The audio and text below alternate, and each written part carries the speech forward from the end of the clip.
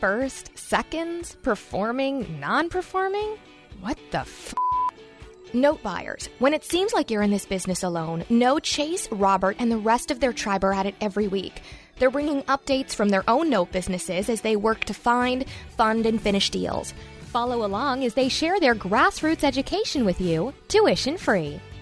If you'd like to know more about what they do and to download the entire back catalog, check out NoteMBA.com. Now, here are your hosts, Chase Thompson and Robert Woods. Hey, everybody. Welcome to show number 11. I'm very excited to be here today. It has been an interesting past couple of weeks for me. I've been off. I've been not working, been focusing on family and life and things like that. So it's been very interesting. And I'm really excited to dive in today. What do you got going on, Mr. Woods? I have been traveling for the last 2 weeks. A lot of traveling. Houston. I feel bad a little. Dallas, Fort Lauderdale, Jacksonville, all around Orlando, basically almost out to Tampa. So a lot of traveling. I can't recommend having a baby to slow down, but you know what? Sometimes. Really? I was thinking maybe I should start with a dog. A dog's good. A dog is a great start. Baby step my commitments. So we were talking about it. So you're getting back to work now, and we titled it Rhythmic Disruption. Tell me about that. Let's let people hear about it.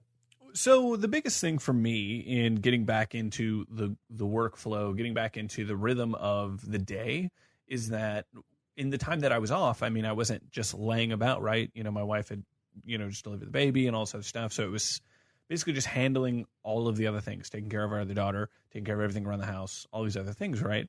But when my mind had been off basically business for that long, that many days kind of in a row, it was just, simple things like, oh yeah, that's right, I used to get up and take a shower like first thing in the morning to kind of like start the day, right? Like you end up showering at like 3:30 in the afternoon, which is totally random. For me, the rhythm that I had gotten into to be able to continue to serve all the clients that I have from a marketing perspective, continue to grow, the note business that we've got going on, continuing to look and work on the projects that you and I are working on, all these things, taking that time off was nice, but totally disrupted this rhythm that I had gotten into to be able to perform and do work at the level I was doing it at. And this kind of thing happens to everybody at some point, whether it's, a baby, a car accident, a sick child, in a loved one that lives in a different place. Like this happens to everybody. Yeah, right? flying off into a ditch. In Thailand. Your scooter in a ditch. You're like, whoops, this is not going to make things as they were. So how do you think you handled it on a scale of 1 to 10? How did you handle, and how are you handling going forward your quote unquote rhythmic disruption? So I thought I handled it at about like a 7. I enjoy work. I'm not a big kind of layabout kind of person. So I thought I handled it at about a 7. I'd gotten a ton of stuff done around the house, and I was really doing a great job of serving my wife and that type of thing. But then today, being the first day back, I realized it was probably something closer to like a 2. And it was like this avalanche of overwhelm that I was really, I don't know why I did not anticipate. I really think I don't know. Just a bad, turned a blind eye. I don't know what you'd call it, but I just did not anticipate it. So if you went from a 7, kind of like a naive 7, we'll call it, to a realistic 2, when you're looking at that and you're like, okay, well, I'm going to look in the mirror and I'm going to call a spade and say it's a 2. What do you think would have made that a 5 or 6 or 7 or 8? What do you need to change? Well, look, we talked about it a little bit before the show. It's, for me, I think, and I don't think I'm wrong, it's going to be systems. I talked about being in a rhythm before and kind of being disrupted, but really, I'm not saying it was a rhythm of flying by the seat of my pants per se, but I think now looking at what I am seeing in today's workflow that I was able to get done and all that kind of stuff, I need much better systems. I need a much better way of organizing myself. You and I have got some travel coming up where we're going to be speaking at a few events and things like that. Even at the end of this month, we'll be in a couple of different cities and things. And if I'm not doing what I need to do to set up these systems, to get this organization in place, it's going to be a problem. It's going to be a big, big problem as things just get busier and we continue to continue to push ourselves, I think if all you're doing is just, rocking your 9 to 5 and not really, trying to push yourself or, grow or, try to put that dent in the world, it's probably not that big of a deal. But I really feel like that's something we're trying to do with some of the things we're doing. And I just am not cutting it right now with my business organization and the systems I have in place to handle that. So even I think, for a 9 to 5 note investor, like says a lot. Like I think, a 9 to 5 worker that wants to be a note investor, it says a lot, in the point being that maybe they're only giving 2 or 3 hours a night, or maybe an hour a night or a couple times a week to their note business, but making sure they have systems in place, because a rhythmic disruption for them is not only going to throw off their 9 to 5, it will completely put their note business in the closet, and it will just gather dust while they try to recover their 9 to 5 after whatever it was that kind of threw them off kilter. Would you agree? Oh my gosh, tremendously. That's an excellent point. Definitely. No question. So it's interesting because we're talking about it. I'm pretty happy with my systems. They worked while I was traveling in Asia, and they've worked while I was gone. But I've gotten to this point where I now know I need to hire an assistant. So you're at that like next level, right? Like hopefully I'll be there eventually. So what are you looking at now, right? Like being at that next tier of things are cool, things are working, things are churning. I need to hire someone to get to that now next year. Well, it's a lot of it. It's kind of interesting. I've been looking at a few things. One is like, oh man, I'm hiring an assistant. Every dollar I pay them is $1 less I'm going to have coming in. But it's that mental shift of being like, wait a second, if I'm paying them to do X, Y, and Z, it frees me up. And I've looked at the numbers, and I think that it will probably take me maybe 3 to 4 months of having a full-time assistant before I have her entire annual salary paid for in benefit. Wow. And I guess the takeaway from that is the only way that you can actually, in earnest, have that opinion is if you're looking at the systems you have and looking at the things you're going to have them do as a job or tasks or whatever the case is, knowing how that scales, right? Like having the system in place to go, if I made these calls, this is what would probably get produced. So if I find someone to do these, things, it's probably going to produce X, right? Is that what I'm understanding? For sure. Well, I had a great conversation this weekend. I was with, Mark Gold. He had a Shadow Inventory Roadshow in Orlando. And I was talking to another investor, but one of the things I was joking about is my accountant. I choose not to, whatever term you want to use, send him my monthly statements and my receipts until he's asking them for me once a quarter. And I just got an email from him earlier today, and it's basically like him knocking on the door being like, hey, Robby, get this. I need to file your Q4 taxes so that we can do your annuals and we can go into 2015 because we're already a month and a half into 2015. And I just don't do them. I hate doing my taxes. It doesn't make me any money. I have to stop and go through stuff. And just having an assistant to take care of something like that, I'm like, oh, there's 5 hours every, 3 to 4 months, if you think about it like that, from not having to organize receipts to getting the statements to verifying what transactions go to which account. So it is little stuff like that I'm just like, man, now I'm also excited about having a system in place where I can have an assistant to take care of that stuff. So you went from like, I don't want to handle this, to like, damn, I'm like super excited about tax time because someone else has already been doing the job. This is great. Yeah. No, that's awesome. And, in the conversations you and I have had back and forth about you kind of getting into this place, it's been that, right? Like everyone I've talked to that has done an effective job of, bringing on that first hire, that assistant, that whatever, they all say it's for every dollar I spend, I make 3 or 4 back if you're doing the right things, right? And that's what you're talking about.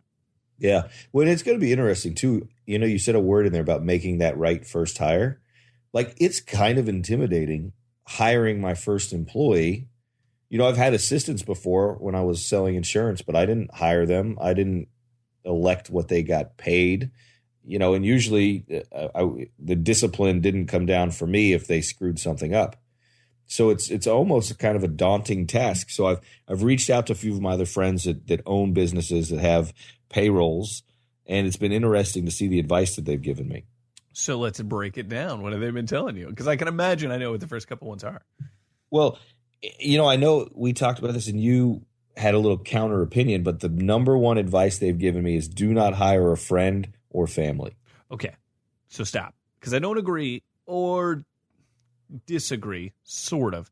I guess the question I would have is, number one, as with most things advice-driven, are these people, and I assume most of them are because I know some of your friends, they're in a place you wouldn't mind being, right? Like financially, for sure. or works it, right? For sure. Yeah, so they're in a good spot. So you're getting advice from someone that is, it's, what is that? You said it before. If you're the smartest person in the room, you need to find another room.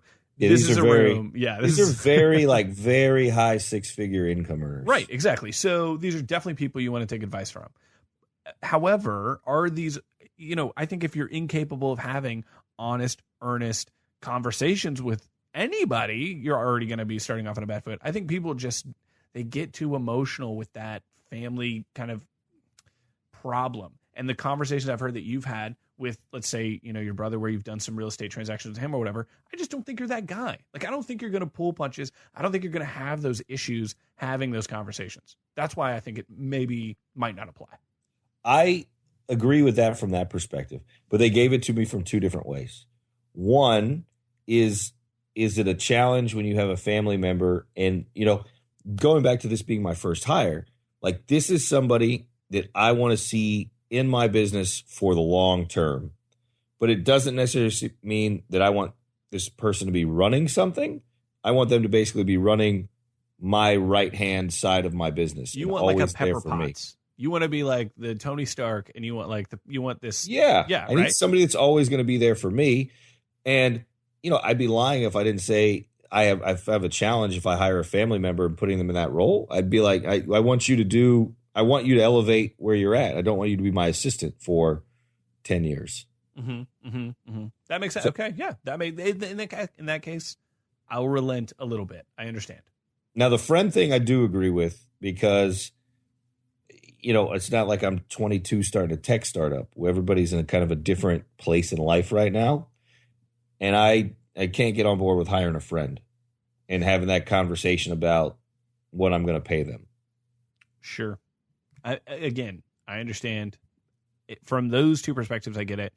I've worked with, in fact, my wife and I used to work together. It was phenomenal. We had, everyone was like, how are you guys possibly making this work?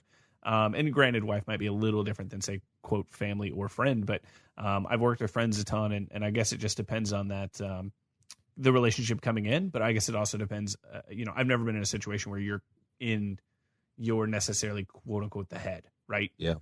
So aside from that, what else have you gotten? Well, no, so it's, we got some advice on like what I should pay them. Okay.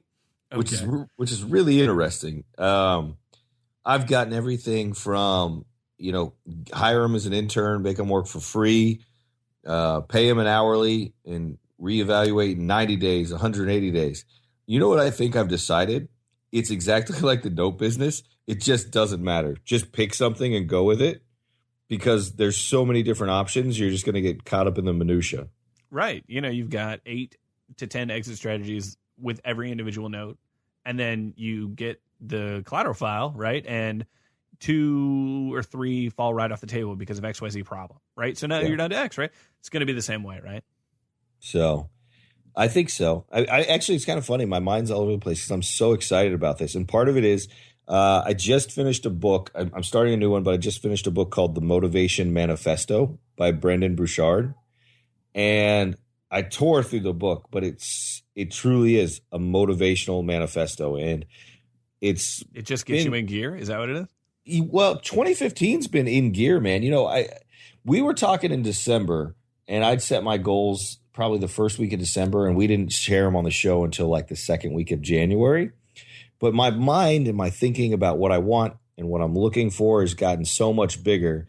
And then you read something like this, and it just completely validates you create your own limiting beliefs. You destroy your ability to advance at a rapid pace by what you think in your mind and say to yourself.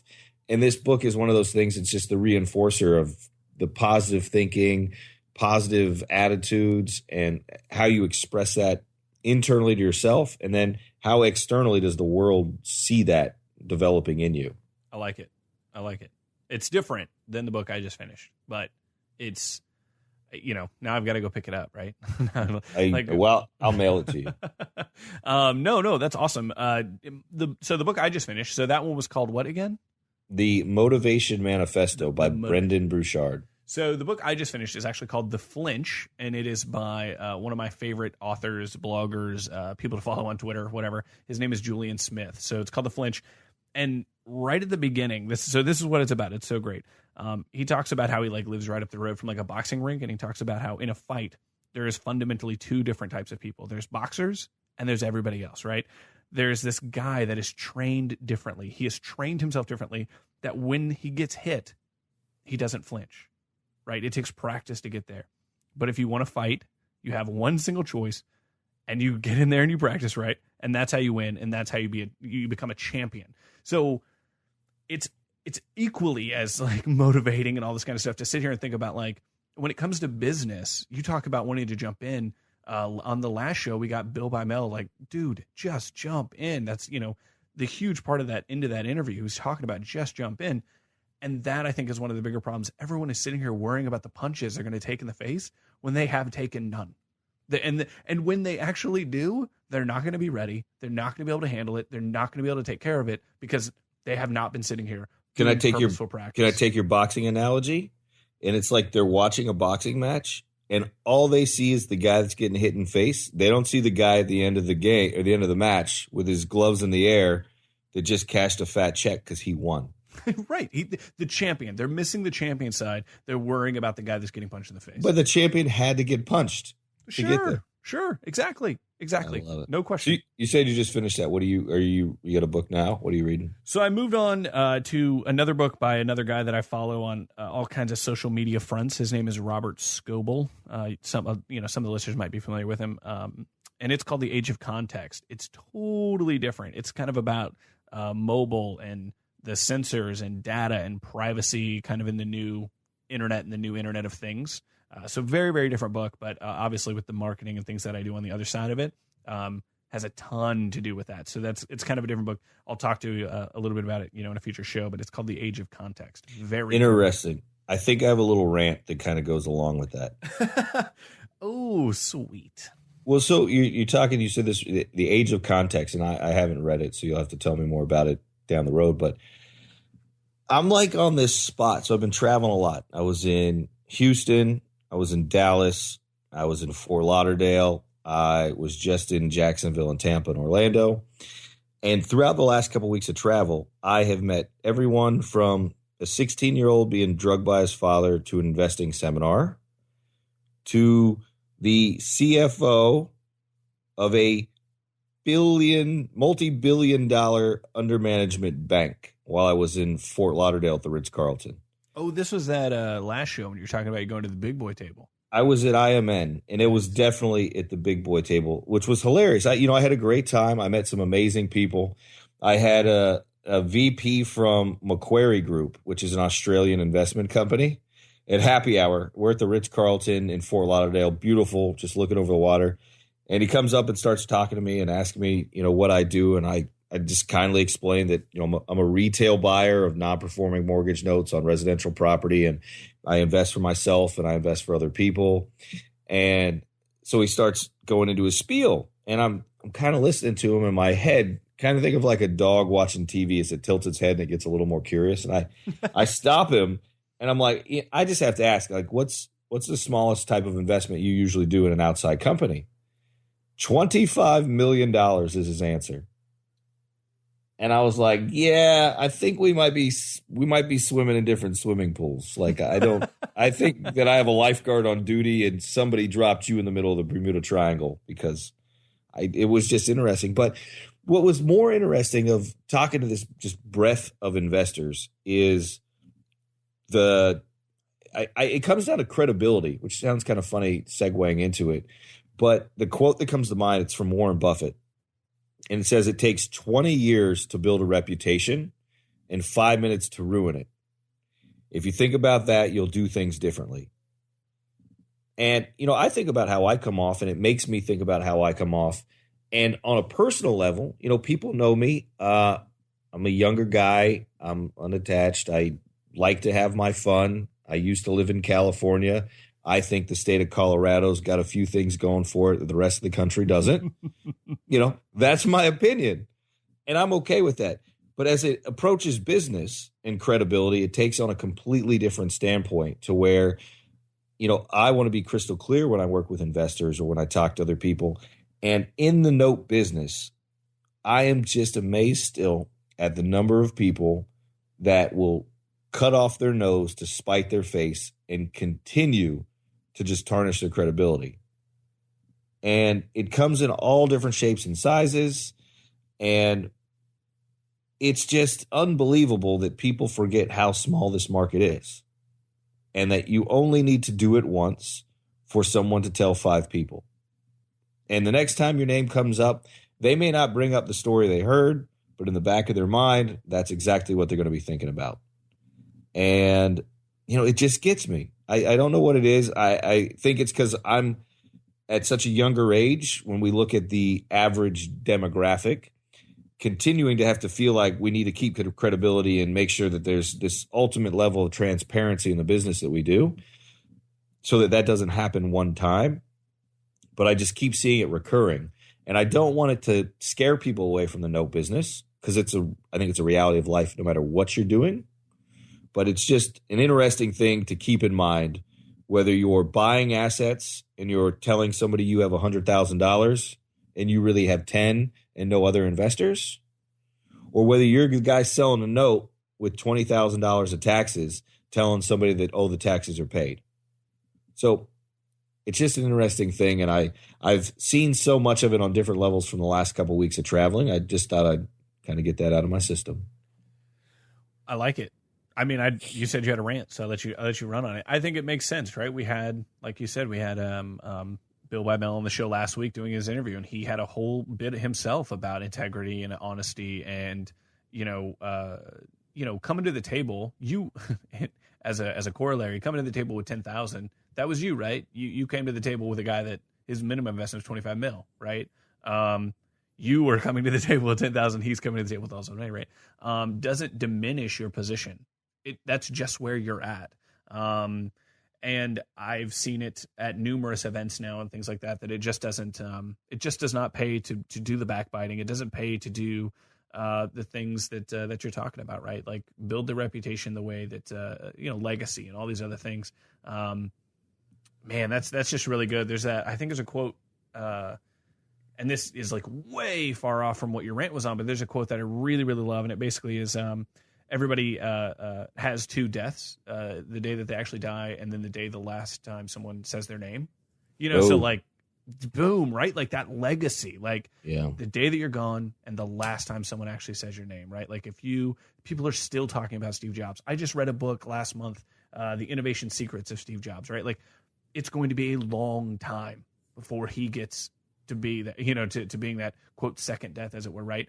That's a legacy. That's leading from the front. That is a very different person than some of the people I've encountered, right? For obvious reasons, but for what it is. So that's huge. That's a huge thing, man. So on another topic, I have to go. Let's talk about a note deal. We do need to throw some note stuff in here. A note deal. My bad. Go. I forgot this is a note podcast. I have that Tampa property we talked about forever ago.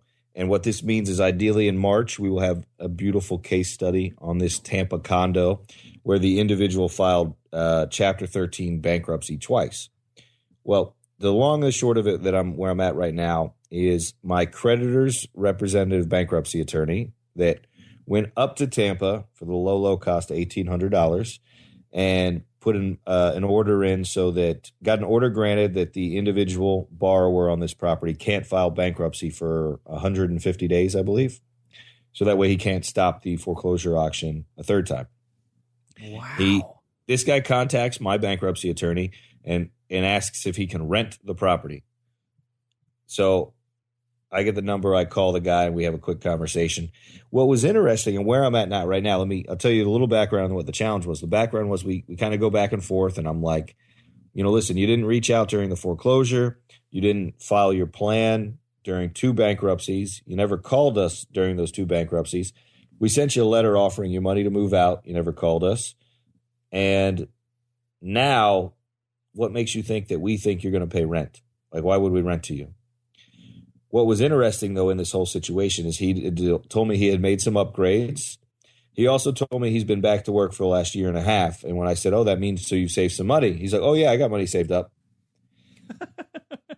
I got a little shocked by it, but he also explained that recently he just had the money to make the purchase of a brand new stainless steel appliance set for the whole house.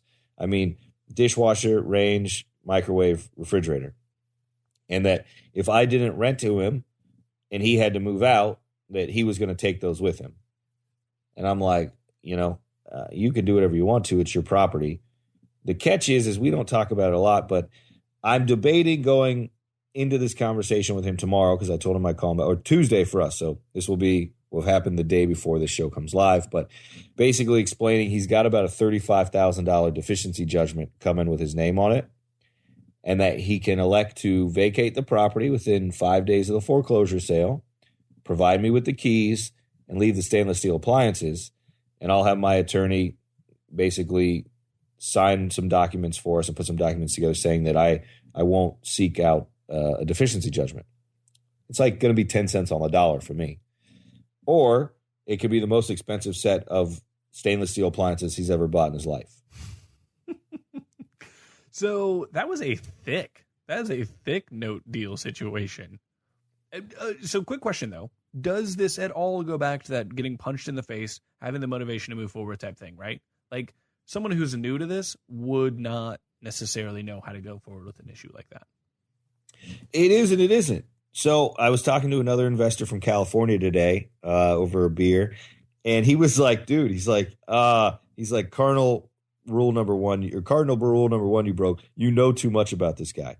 So I feel like in the time I had the conversation, I was like, he's probably just gotten a hard time. He seems all right. But the second he said, well, I'm going to take these appliances if you don't rent to me, I'm like, you're no different than anyone else that I have to deal with. Like, come on, man. And the last thing I want to do is have to go shop for damn appliances to be able to sell this thing as a retail condo. Sure. So wow. I think I'm doing a pretty good favor. But part of me is also like, shit, I know he saved all this money. He told me he saved 18 months worth of payments because he's been back at work for 18 months.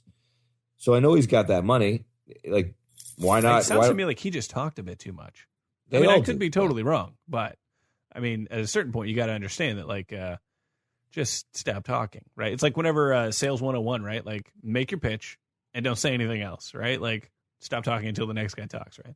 Exactly. So now I'm like, do I just say, okay, Robby, take 10 cents on the dollar and tell him you'll waive a $35,000 deficiency judgment if he leaves the appliances, leaves it clean, and gives you the keys so you don't have to deal with a locksmith and all these other games? Or do I just be like, hey, we're not going to be able to rent to you. You got to do what you got to do. And then kind of surreptitiously file a deficiency judgment and hope to get 10, 15, 20 grand.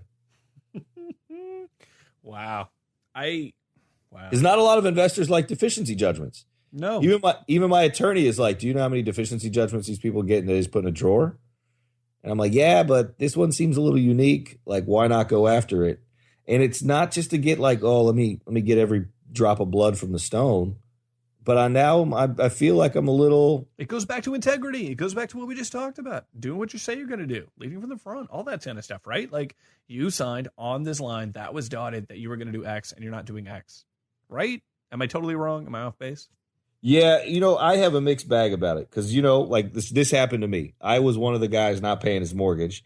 But as soon as I got the phone call, I was like, oh, shit. Like, what do I do? Like, do you want the house? Can I buy the house? How does this work? And Scott goes, hey, I want the property. Cool. Let me get a deed in lieu. I'll clean the house. I move out. That's my problem, is that this guy had every opportunity during foreclosure, during these two, kind of BS BKs that he filed, in my opinion. And just until he goes to court and gets told he can't file a third time, which that's the only reason he's calling now. Otherwise, I'm sure he would have filed a third time. He wants to have a conversation. It goes back to, I think, I don't know, raising kids, raising animals, doing all that kind of stuff, discipline and consistency and all the other things. And it sounds to me like if you give him any more leash, it's just not going to go over well. I don't know. Like you said, you were in the position before, so you understand what it was. And you, in my opinion, made the right call and did the right things. And you can't always expect that of others. But at the same time, you've now given him that opportunity. And if, put it this way, if this was a property that you owned in a traditional real estate investing space and they were renters or something, you would evict, right? Like, you're not. Yeah, I mean, I'm fine telling him to get out, but my catch is him wanting to take the refrigerators and like all the appliances and stuff. And I'm thinking maybe I do. Maybe I don't say as much as I could, and I just say, hey, we're not going to rent to you, but I would like you to leave the appliances. And if you do that and you get out in 5 days, we won't come after you for any of this other debt that you owe us. I guess the question or the thing I would say is, most of all, because this is a note investing show, tell us what you ended up doing. give us the lowdown on what you end up doing. I'm going to have to tell you next week. Well, because I'm going to call him tomorrow. I understand that. That's what I'm saying. It's updates. I know, but that's why we have a weekly show. This is the thing. This is why I was talking in Dallas and I was explaining that I hate talking to borrowers because I get all emotional. Like if I just had this black and white, file the deficiency judgment, let's rain terror on him. Maybe that would be easier. But I'm like, I talked to the guy. He seemed nice. I don't know. We'll figure it out. Yeah. This won't be covered in the quick start guide. This is like advanced study. Speaking of the quick start guide, we would like to let you guys know that we are actually working on it. That was not a bait and switch, carrot or just the stick, not the carrot. We are working on that. We wanted to get it done by about February. It looks like it might be pushed into about March. We wanted to get some stuff in there for you guys.